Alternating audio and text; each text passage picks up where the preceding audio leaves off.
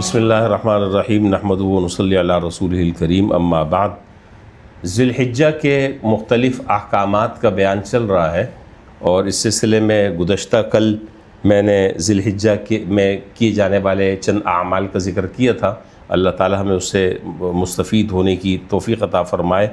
ایک اور عمل ہے ذی الحجہ میں جو کیا جاتا ہے، وہ ہے تکبیرات تشریق کا اہتمام۔ اس سے متعلق بھی اہم مسائل اور احکام کو سمجھ لیجئے، تاکہ اس کے مطابق خواتین جو میرا بیان سن رہی ہیں وہ بھی اس پر عمل کریں، مرد حضرات ہیں وہ بھی اس پر عمل کریں۔ دیکھیے، تشریق کا جو لفظ ہے، ہم ایام تشریق کہتے ہیں، تو تشریق لوگ اس زمانے میں، پہلے زمانے میں گوشت کو ٹکڑوں میں کر دیتے تھے اور پھر اسے دھوپ میں سکھاتے تھے۔ اس عمل کو کہا جاتا تھا تشریق اللحم۔ اسی مناسبت سے اس کو ایام تشریق کہتے ہیں۔ ایام تشریق، تکبیر تشریق جو ہے وہ کیا ہے؟ اللہ اکبر لا الہ الا اللہ واللہ اکبر وللہ الحمد، اس کو تکبیر تشریق کہتے ہیں۔ اس تکبیر تشریق کی جو ابتدا ہے، اس کا پس منظر بڑا عجیب ہے، بڑا خوبصورت اس کا پس منظر ہے۔ حضرت ابراہیم علیہ السلام نے اپنے لاڈلے بیٹے حضرت اسماعیل علیہ السلام کو جب اللہ تعالیٰ کے حکم سے ذبح کرنے کے لیے لٹایا، تو حضرت جبریل علیہ السلام جنت سے ان کا فدیہ لے کر ایک مینڈی کی شکل میں پہنچے۔ انہیں خطرہ ہوا کہ کہیں جلدی میں حضرت ابراہیم علیہ السلام حضرت اسماعیل علیہ السلام کے گردن پر چھری نہ پھیر دیں، ذبح نہ کر ڈالیں۔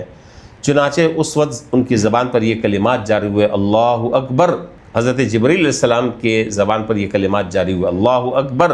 حضرت ابراہیم علیہ السلام نے جب یہ دیکھا کہ وہ اللہ اکبر پڑھ رہے ہیں، تو انہوں نے اگلا جملہ کہا، لا الہ الا اللہ واللہ اکبر۔ اور حضرت اسماعیل علیہ السلام نے جب ان دونوں کی زبان سے یہ جملہ سنا، تو انہوں نے کہا کہ وللہ الحمد، اللہ اکبر وللہ الحمد۔ تو اللہ تعالیٰ کو یہ ادا، یہ کلمات، یہ الفاظ، یہ تکبیر، یہ تحمید اللہ تعالیٰ کو اتنی پسند آئی کہ قیامت تک کے لیے اللہ تعالیٰ نے مقرر فرما دی کہ جب 9 تاریخ آئے گی، تو 9 تاریخ کی فجر سے لے کر 13 تاریخ کی عصر تک، 9 تاریخ کی فجر سے لے کر 5 دن، 9 تاریخ کی فجر سے لے کر 13 تاریخ کی عصر تک، ہر نماز کے بعد ایک مرتبہ بلند آواز سے تمام کے تمام لوگوں پر تکبیر تشریق پڑھنا شرعاً واجب ہے۔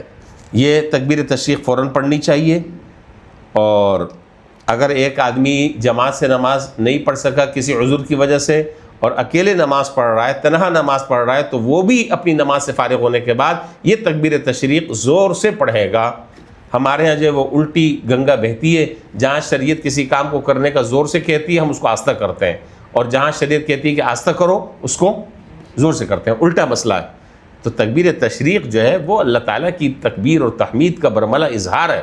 بلند آواز سے تکبیر، اتنا بلند آواز سے نہیں کہ محلے کے لوگ بیچارے ڈر جائیں کہ کیا ہنگامہ برپائے، مناسب متوسط آواز سے یہ تکبیر تشریق جو ہے وہ پڑھنی چاہیے۔ ایک بار تشریق تکبیر پڑھنا چاہیے، ایک بار سے زیادہ پڑھنا یہ خلاف سنت ہے۔ اسی طرح بقرعید کی نماز کے بعد افضل یہ ہے کہ بعض حضرات کہتے ہیں کہ بقرعید کی نماز کے بعد بھی تکبیر تشریق ایک دفعہ پڑھنا واجب ہے، فرض نمازوں میں تو ہے ہی۔ اسی طریقے سے ایک بات یہ بھی یاد رکھیں کہ خواتین کے اوپر بھی تکبیر تشریق واجب ہے، مردوں کے اوپر بھی تکبیر تشریق واجب ہے۔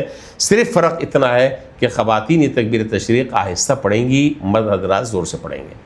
مرد حضرات چونکہ جماعت کے ساتھ مسجد میں نماز پڑھتے ہیں، اگر ایک آدمی بھول گیا تو دوسرا آدمی زور سے پڑھتا ہے تو سب کو یاد آ جاتا ہے، سارے پڑھ لیتے ہیں۔ لیکن خواتین کی چونکہ جماعت نہیں ہوتی، اس لیے اس کا بہتر طریقہ یہ ہے کہ خواتین جو ہے جس جانماز پہ نماز پڑھ رہی ہیں، اس پہ ایک کاغذ پر مارکر سے تکبیر تشریق لکھ کر پن کشن سے جانماز کے اوپر لگا دیں، تو جب جانماز کھولیں گی تو فوراً اس کاغذ پر نظر پڑے گی اور ان کو تکبیر تشریق پڑھنا یاد آ جائے گا۔ بات سمجھ رہے ہیں؟ تو تکبیر تشریق پڑھنا ان کو یاد آ جائے گا، اس لیے وہ بھی پڑھیں گی، اور اس لیے بہتر یہ ہے کہ اس کو پن کشن سے وہاں پر لگا دیں۔ تو یہ تکبیر تشریق، اور ویسے بھی یہ جو ایام ہے، جیسے کہ میں نے پچھلے درس میں اور پچھلی ہماری جو نشست ہے اس میں نے یہ بات عرض کی تھی کہ زیادہ سے زیادہ تکبیر اور تسبیح اور تحمید اور تحلیل، یعنی یہ جو کلمات ہیں جن سے اللہ تعالیٰ کی عظمت کا بول رہا ہے انسان، چلتے پھرتے اٹھتے بیٹھتے ان کلمات کی کثرت کرنی چاہیے۔ صرف یہ تکبیر تشریق نہیں ہے بلکہ اٹھتے بیٹھتے بھی ان کلمات کو زیادہ سے زیادہ ادا کرنا چاہیے۔ اللہ تعالیٰ نے ان کلمات کے پڑھنے پر ان ایام میں بہت زیادہ ثواب رکھا ہے، تو ہمیں اس پر عمل کرنا چاہیے۔ اللہ تعالیٰ ہمیں ان سارے احکامات کو صحیح طریقے سے سمجھنے کی اور اس کے مطابق اللہ تعالیٰ ہمیں عمل کرنے کی توفیق عطا فرمائے۔ وآخر دعوانا الحمدللہ رب